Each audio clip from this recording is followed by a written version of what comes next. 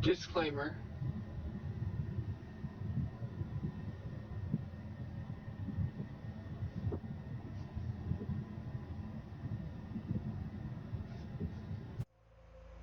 Hello, ladies and gentlemen. I'm your chaotic host, Viking, and today I will be reading 3 of my horror stories. So grab your popcorn, turn down the lights, and enjoy the show. Story 1, The Blurry Man. Entry number 1, September 1st, 2020, at 8:03 a.m. Today is my first day back at work ever since the accident. Nothing crazy, just got into a minor wreck on my motorcycle when a drunk driver hit me and ran. Luckily, I had 0 head trauma, but I did break my lower spine and slipped a disc in my back. I am a search and rescue officer, working at a campground as a park ranger at a small lake in Alabama, near Mobile. I'm really just working as a park ranger here, but given my main profession was search and rescue ops, I have been asked to come along for many of the S&R missions. My boss says we're more likely to find people if I'm out there looking too. I don't mind it, really. I just hope this fall isn't fucking insane like the last year. Anyway, time to start the day. Ranger Cleveland, signing off. Entry number 2, September 1st, 2020, 10:33 a.m. I just received a phone call from my mother. She and my sister came up for a visit and will be camping here at the lake for the next 3 days. And they're bringing my girlfriend, McKenna, too. She just got back from her trip to Japan a day ago and they picked her up to go camping with them. I haven't seen her in 8 months.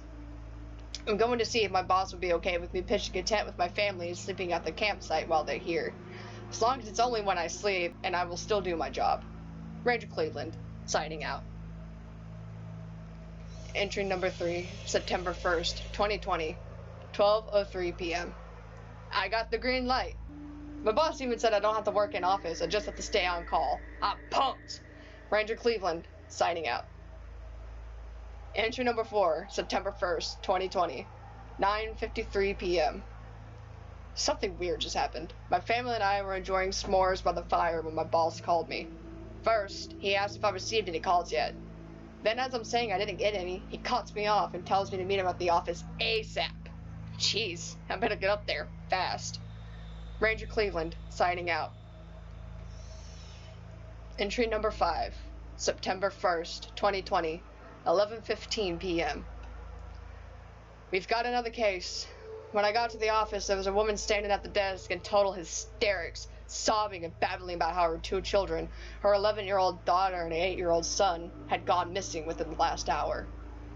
She said her children were playing on the swing set and she had gone inside just to grab another plate for the food. The mother claimed she was only inside for less than 2 minutes. When she came back out, she couldn't find them anywhere. I sent my family a message to let them know I'm on the job. I'm gearing up and I'm heading out now. Ranger Cleveland, signing out. Entry number 6, September 2nd, 2020, 3:42 a.m.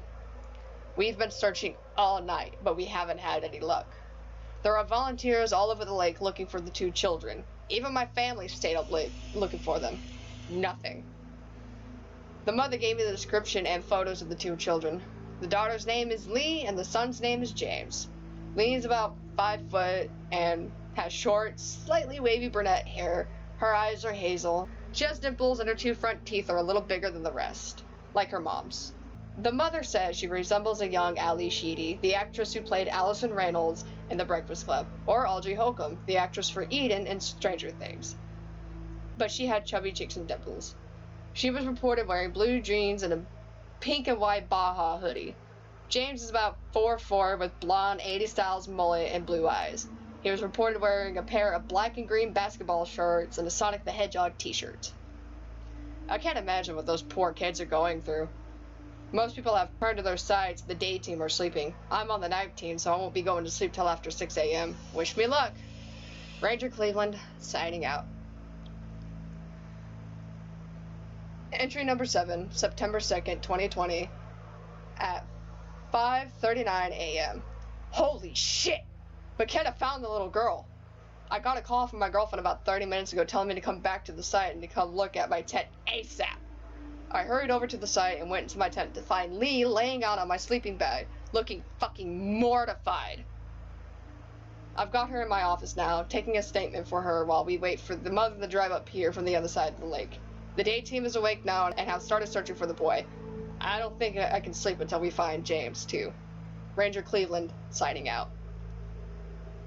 Entry number 8, September 2nd, 2020, 6:27 a.m. This doesn't make sense. The girl told us a very unsettling story. Lee told us that she and her brother were playing on the swings when he suddenly stopped and started walking into the woods. She asked her brother what he was doing, and he said the blurry man told him to follow him. At first, Lee thought he was joking and was just trying to scare her, or maybe it was imagination. So she followed James to make sure he didn't get hurt. She said they started walking down a trail for a little while, then James suddenly ran off and she couldn't find him for almost 15 minutes. Lee stated she was starting to get scared when she finally found him in a nearby clearing, playing with the blurry man. I asked her what she meant by that, and she said she couldn't see him clearly or make out any definitive features. She claimed he looked like a living, blurry image of a man. What the fuck does that mean? I have no idea how to even picture that shit in my mind. After that, Lee said the blurry man picked up James and started running away. She said the last thing she remembers was chasing them down and eventually falling, but she doesn't remember hitting the ground. She woke up in our tent to my girlfriend shining a light in her face and talking to me on the phone. What the hell? How could a person look like a blurry image in real life? Who is this sick bastard, and why is he out here abducting children? I asked her if she remembered where the campsite was and what path they walked, but she claims they just walked down a walking trail by the playground for a while, until he ran into a nearby clearing. She did tell me that she remembered that he ran in a curved line to the right for about 15 minutes and described how the clearing looked. 3 trees with white lines and a large log or stump that was sitting smack dab in the middle chopped down. I believe she's talking about the clearing where the old cedar tree was. After this talk, I had her draw what she saw, and she showed me this image. It was just a pencilized sketch of a man with a blurred out face where she erased it. I'm headed out there now. Something about this photo fucking terrifies me, and I don't want to leave poor James out there alone with this thing. Ranger Cleveland, signing out. Entry number 9, September 2nd, 2020 at 7:20 a.m. I followed the path as far as they told me to, then spent an hour looking for the damn clearing, but I finally found it. There are broken twigs and footprints of all kinds out here, but wait, I found small human tracks next to an odd set of tracks I've never seen before. I can't even describe them. This must be where they went. I'm following the tracks now to see where they... Entry number 10, date and time, irrelevant. Silly Ranger. You should have just kept your nose out of your book. You might have just seen exactly where this was going. Ranger Cleveland, no more. Number 2, a couple's drive. Ziggy's heart was racing out of his chest as he drove away from town quickly, sweat forming and trickling down his head as he fought the gnawing feeling in his stomach. His anxiety was skyrocketing as usual, but he was desperately trying to play it cool for Lila. Lila was biting out her fingernails and cursing excessively under her breath, her eyes constantly darting to the rearview mirrors. Oh gods, I really hope no one is following us out here. Lila whined as she bit at the skin around her nails, now constantly turning all around the car. Nobody is following us, love, I promise. Ziggy tried to keep a positive and reassuring attitude since neither of them had seen anyone on the road, but he still couldn't help but to check the mirrors himself. Lila nervously swept her long, jet-black hair back a bit as they tried to relax. Lila looked over to her boyfriend, Ziggy. His wavy black and red hair hung at the side of his face. The vein popping out on his forehead is normal whenever his anxiety is going through the roof. Lila sighed quietly and laid back in her seat, trying not to stress her lover out anymore. Ziggy gently reached over and put his hand on Lila's thigh, rubbing her leg to provide some comfort for his terrified partner. Hey, Ziggy said in a reassuring voice. It'll be okay. Nobody saw us hit the dog, and even if it did, it doesn't matter because we didn't do anything wrong. Lila's face went soft as she looked at the ground. But what if it was someone's pet? Her dark brown eyes looked at Ziggy, glistening with the tears she was fighting back in her eyes. He was very malnourished and didn't have a collar, but even if he was, the owner would want their family member properly buried and put to rest. Ziggy gave Lila's thigh a light squeeze before tending to the wheel. You're right, Lila sighed. Let's find him a very special place. The young couple drove for about 30 miles outside of town and went down a back road to the countryside. After driving for what felt like almost an hour, Lila noticed a big weeping willow tree next to a small pond. The water was glimmering in the moonlight and the grass looked very soft. There, Lila pointed. We should bury him there. The grass looks soft and easy for digging. Ziggy slowed down and looked at the scene. He couldn't help but to get awestruck by the sight. A young, healthy, weeping willow tree swaying gently in the nighttime breeze. Bullfrogs were singing and jumping in the water as the moonlight reflected on the pond's surface. The water rippled, causing the moon's reflection to ripple with it, making it look like there are stars in the water. Wow, Ziggy gasped as he talked. Definitely a good place for a good boy to rest. Ziggy pulled up to a safe spot and turned off the truck, instructing Lila to get out and help. The young couple went to the back of the old 1947 Chevy 3100 pickup and pulled out 2 shovels. They picked the best spot around the tree and started digging. They probably spent about 2 hours digging that night, their paranoia constantly getting the better of them, as one kept walking off to check for cars. Once they were done, the 2 climbed out of the hole, covered in dirt and sweat. They took a few minutes to catch their breath and enjoy the serenity while it lasted. After 10 minutes, Ziggy and Lila stood to their feet. Okay, honey, let's go. The couple walked back to the truck. Ziggy instructed Lila to go to the other side of the truck and grab one side of the bundle, and Ziggy grabbed the other side. The 2 carefully swung the bundle of blankets over the bag and carried it to the grave and set it down. Ziggy unwrapped the blankets to reveal a smaller bundle of blankets wrapped around the dog, and Lila picked up its small body and placed it carefully on the ground next to them before looking up at Ziggy. What do we do with her? Lila points to the remainder of the bigger pile. Fuck her, Ziggy growled in considerable anger as he vigorously kicked the large bundle into the hole. A body of a young girl rolled out of the covers and fell limply into the hole. The woman's body was very badly beaten and her skull was caved in on one side. A large, jagged gash spread across her pale neck. The sickening thing to Lila was that her face was still frozen in fear. Bitch should have thought of that before trying to stalk you like you 2 were still together. Ziggy's face twisted in anger. But for a moment, his face lightened and he found the courage to crack a joke. You really have to get a better taste in women if you're gonna be pansexual. The couple managed to laugh over the cruel joke as Ziggy threw down a blanket or 2 over the corpse. Lila sighed and picked up the small dog and placed it in the hole. Rest in peace, little friend. The couple stood and looked at the tree. Mother Gaia, Ziggy stated, please accept our offering. Make sure to protect this little guy, and may the fertilizer work well in your favor. After filling up the hole, the couple returned to the truck and climbed in. Lila took a photo out of her jacket pocket and stared at it. It was a picture of her and the woman they just buried, her ex. Her face twisted in anger as Ziggy got into the truck. He noticed the expression on Lila's face and grabbed the picture. Hey. He looked at Lila for a moment before throwing the photo out the window. Don't worry about her anymore. She's gone. He beamed with a warm smile. And you have me now. Lila smiled as the couple pulled away and went home. The whole ride, Lila was thinking how Ziggy was right. She never has to worry about her lying to her ever again. No more worries of getting beaten for not doing the chores right. No more sleepless nights in the living room while she was out cheating on her. Never have to walk in on Ziggy fucking another man like Lila did with her ex. No more stalking and fake allegations to get her arrested. She truly was gone. And that thought caused an evil grin to twist up on Lila's face. Final story, Psychosis. The party tonight was fun, but kind of brutal on me. My anxiety has been crippling me in many ways for the last 3 years. I used to never feel anxious in any situation. I could be asked to skydive into a sea of sharks and I'd do it for a corn chip. Now, however, I can't seem to muster up the courage to even order my own food. I'm trying to get out of my shell and get back to a normal, fear-free life. It's the only reason I went. But seeing Lexi was a big bonus of it. I've had a major crush on her since I met her at my college a month prior. She was the one who invited me, actually. Okay, maybe I just went for her. Finally, I thought to myself, home alas. I unlocked the door to my crummy little apartment building and headed up the stairwell to my apartment. I never really understood why, but the stairwell gave me the creeps. It's always dark, and every time I walk up the stairs, I feel like something's watching me. Even though there's no way to hide in the stairwell, is there?